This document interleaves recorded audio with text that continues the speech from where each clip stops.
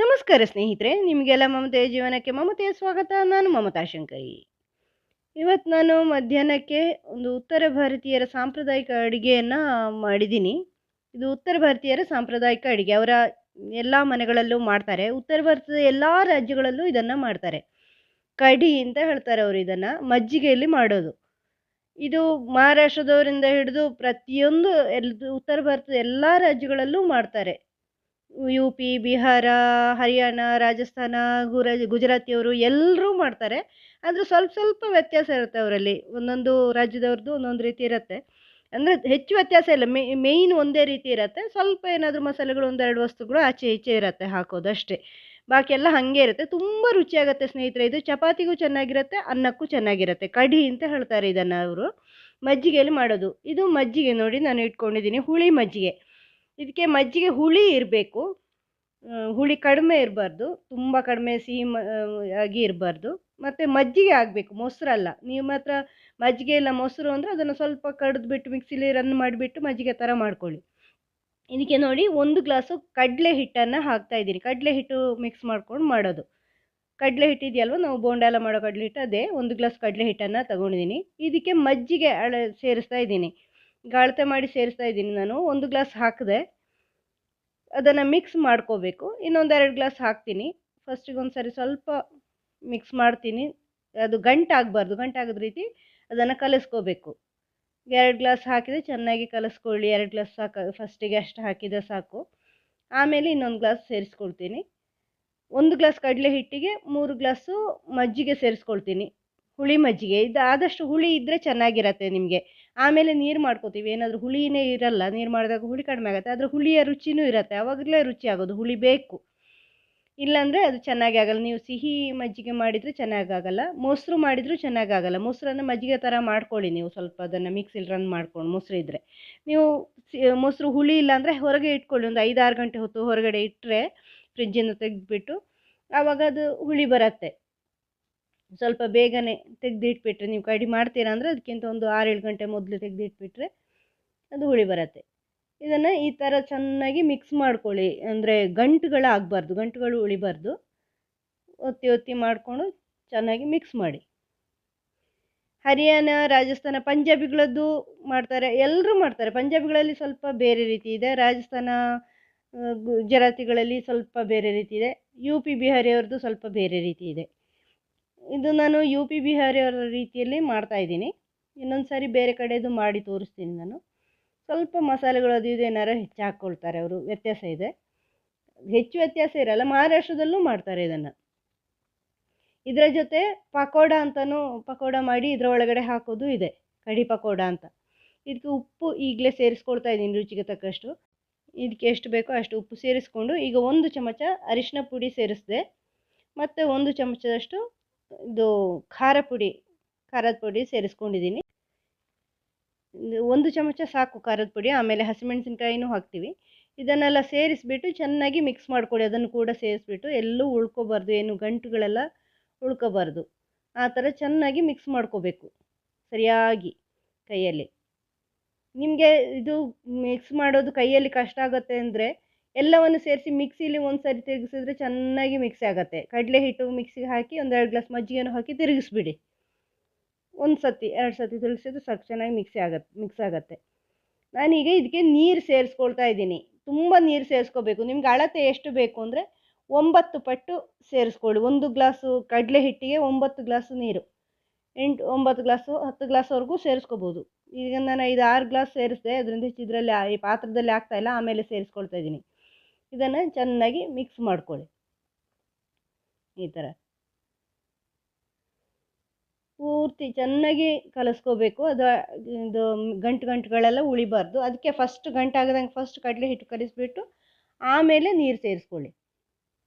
ಆವಾಗ ಸರಿ ಹೋಗುತ್ತೆ.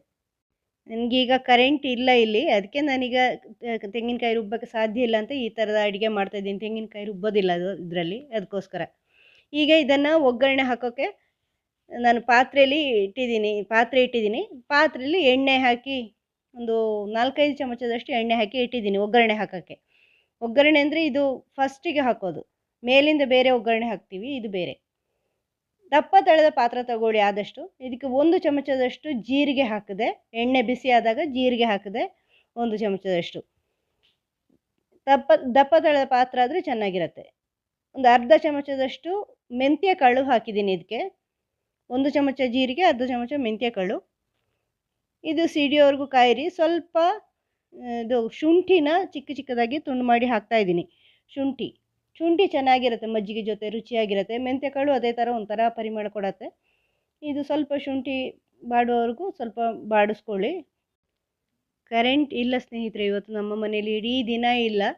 ನಾನು ಇದು ಮೊಬೈಲ್ನ ಫ್ಲ್ಯಾಶ್ ಲೈಟಲ್ಲೇ ಮಾಡ್ತಾಯಿದ್ದೀನಿ. ಆದ್ದರಿಂದ ಸ್ವಲ್ಪ ಕ್ಲಾರಿಟಿ ಕಡಿಮೆ ಇರ್ಬೋದು, ಅಡ್ಜಸ್ಟ್ ಮಾಡ್ಕೊಳ್ಳಿ. ನೆಕ್ಸ್ಟ್ ವಿಡಿಯೋಗಳೆಲ್ಲ ಚೆನ್ನಾಗಿ ಬರುತ್ತೆ, ಯಾರು ಬೇಜಾರು ಮಾಡ್ಕೋಬೇಡಿ. ಇದಕ್ಕೆ ಒಂದು 3 ಆಗಷ್ಟು ಹಸಿಮೆಣಸಿನ್ಕಾಯಿ ಉದ್ದಕ್ಕೆ ಸಿಗ್ಬಿಟ್ಟು ಹಾಕಿದ್ದೀನಿ. 3 ಹಸಿಮೆಣಸಿನ್ಕಾಯಿ ಸಾಕಾಗ್ಬೋದು, ಯಾಕಂದರೆ ಅದು ಕುದಿದ ಮೇಲೆ ಮತ್ತೆ ಖಾರ ಬಿಟ್ಕೊಳ್ಳುತ್ತೆ. ಈಗ ಇದು ಖಾರದ ಪುಡಿನೂ ಹಾಕಿದ್ದೀವಿ, ಕುದಿದ ಮೇಲೂ ಇದರಲ್ಲಿ ಖಾರ ಬಿಟ್ಕೊಳ್ಳುತ್ತೆ. ಅದರಿಂದ ಖಾರ ಇರುತ್ತೆ, ತುಂಬ ಜಾಸ್ತಿ ಹಾಕ್ಕೋಬಾರ್ದು.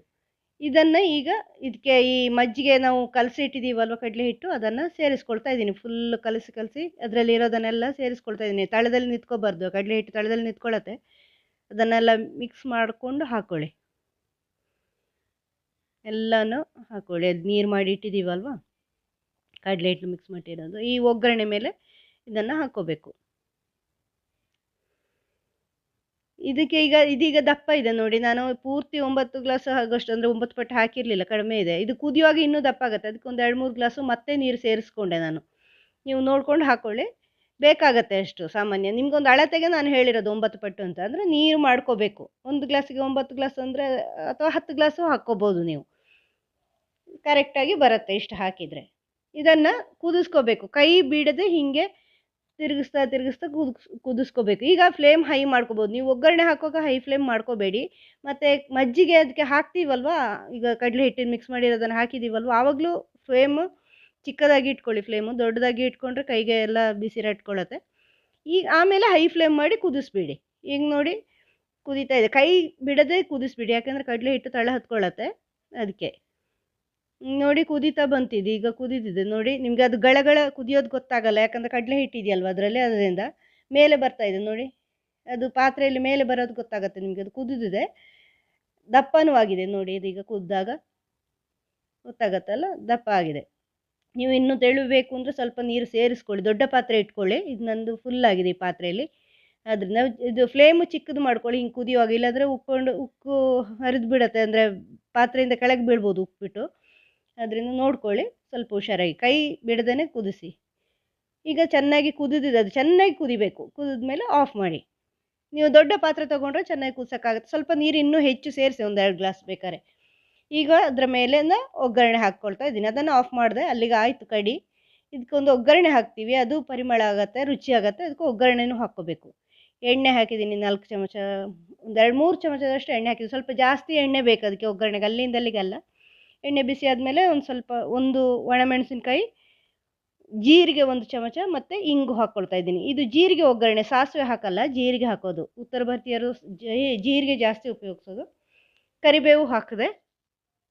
ಈಗ ಲಾಸ್ಟಿಗೆ ಒಂದು ಅರ್ಧ ಚಮಚ, 1/4 ಚಮಚದಷ್ಟು ಸಾಕು, ಖಾರದ ಪುಡಿ ಹಾಕ್ತಾಯಿದ್ದೀನಿ. ಅದು ಕಲರ್ಗೋಸ್ಕರ ಇರೋದು, ಖಾರಕ್ಕಲ್ಲ. 1/4 ಚಮಚ ಸಾಕು. ಇದನ್ನು ಇದಕ್ಕೆ ಹೀಗೆ ಮೇಲಿಂದ ಹಾಕ್ಕೊಳ್ಳಿ. ಒಗ್ಗರಣೆ ತುಂಬ ಚೆನ್ನಾಗಿರುತ್ತೆ ಸ್ನೇಹಿತರೆ, ಇದು ತುಂಬ ರುಚಿಯಾಗಿರುತ್ತೆ. ಇವತ್ತಂತೂ ನಮ್ಮ ಮನೇಲಿ ಎಲ್ಲರೂ ಇಷ್ಟಪಟ್ಟು ತಿಂದರು. ನೀವು ಮಾಡಿ ನೋಡಿ. ಕಡಲೆ ಹಿಟ್ಟು ಮಜ್ಜಿಗೆಯಲ್ಲಿ ಮಿಕ್ಸ್ ಮಾಡಿ ಕುದಿಸ್ಕೋಬೇಕು, ಒಗ್ಗರಣೆ ಮಾಡಿಬಿಟ್ಟು. ನೋಡಿದ್ರಲ್ವ ಏನೆಲ್ಲ ಹಾಕಿದ್ದೀನಿ ಅಂತ, ಅದನ್ನೆಲ್ಲ ಹಾಕ್ಕೊಂಡು ಕುದಿಸ್ಬಿಡಿ. ತುಂಬಾ ರುಚಿಯಾಗಿರುತ್ತೆ. ಇದರಲ್ಲಿ ಪಕೋಡ ಅಂತ ಮಾಡಿ ಹಾಕ್ತಾರೆ ಅವರು, ಕಡಿ ಪಕೋಡ ಅಂತ. ಅದು ವಿಶೇಷನೇ, ಅದು ಇನ್ನೊಂದು ದಿನ ಮಾಡಿ ತೋರಿಸ್ತೀನಿ. ಇದು ಬರೀ ಕಡಿ ಮಾಡಿ ತೋರಿಸಿದ್ದೀನಿ ನಾನು. ಅನ್ನಕ್ಕೂ ಚೆನ್ನಾಗಿರುತ್ತೆ. ಅವರೆಲ್ಲ ಅನ್ನಕ್ಕೆ ಊಟ ಮಾಡೋದು, ಕಡಿ ಚಾವಲ್ ಅಂತ. ಇವತ್ತು ಕಡಿ ಚಾವಲ್ ಇತ್ತು ಅಂತ ಹೇಳ್ತಾರೆ ಅವರು, ಆ ಥರ. ನಾನು ಚಪಾತಿಗೂ ತಿಂದೆ, ಚಪಾತಿಗೂ ಚೆನ್ನಾಗಿದೆ, ತುಂಬ ರುಚಿಯಾಗತ್ತೆ. ನೀವು ಮಾಡಿ ನೋಡಿ, ಹೇಗಾಯಿತು ಅಂತ ಕಮೆಂಟಲ್ಲಿ ತಿಳಿಸಿ ನಿಮ್ಮ ಅಭಿಪ್ರಾಯನ. ನಿಮಗೆ ವಿಡಿಯೋ ಇಷ್ಟ ಆದರೆ ಲೈಕ್ ಮಾಡಿ, ಶೇರ್ ಮಾಡಿ, ಸಬ್ಸ್ಕ್ರೈಬ್ ಮಾಡಿ. ಮುಂದಿನ ವಿಡಿಯೋದೊಂದಿಗೆ ಭೇಟಿಯಾಗೋಣ. Thank you.